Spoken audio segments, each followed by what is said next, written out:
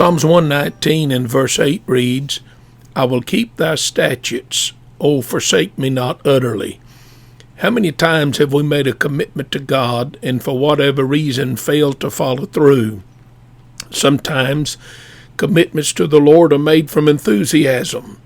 Jesus responded to one man's commitment, foxes have holes and birds of the air have nests, but the Son of Man has no place to lay his head. Our commitment is real, but the endurance to live it out is weakened when the challenges are greater than we anticipated. Jesus knew the obstacles would be many to be his disciple, but to follow through would require more than just enthusiasm. Sometimes commitments to the Lord are made from seeing a need, but the determination needed to see it through fails because our commitment is not a priority. A man came to Jesus and stated, Lord, I will follow you, but let me first go bid farewell to those at my house. Jesus responded, no one who puts his hand to the plow and looks back at things is fit for the kingdom of God.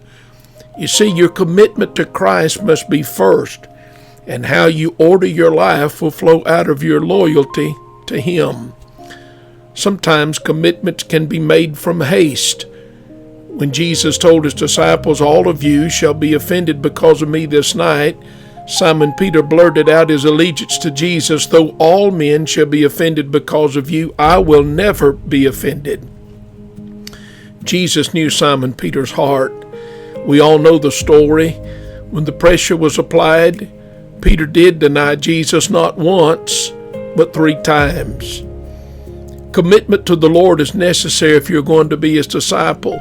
Matthew chapter 16 and verse 24, Jesus commanded, if anyone will come after me, let him deny himself, take up his cross, and follow me.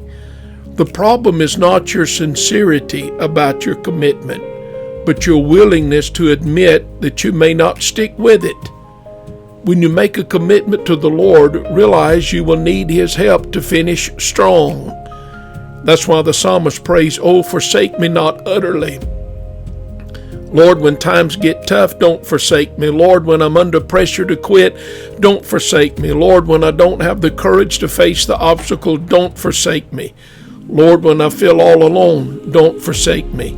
Lord, when I'm tempted to sin, don't forsake me.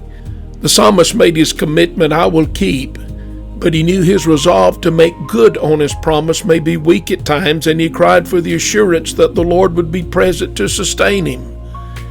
Make your decision to be committed to Christ and his cause, and when you do, anchor to Hebrews chapter 4, verses 15 and 16. We have a high priest who can be touched with the feelings of our infirmities, and who was in all points tempted like as we are, yet he did not sin.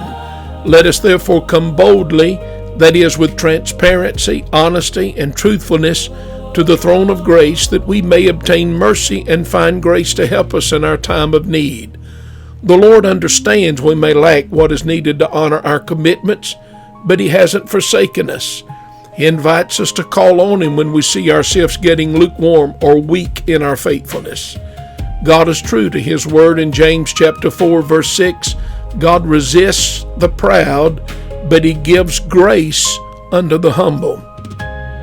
Make your commitment, and in committing, commit to ask him for grace to stay committed. Until next time, keep walking in the Word.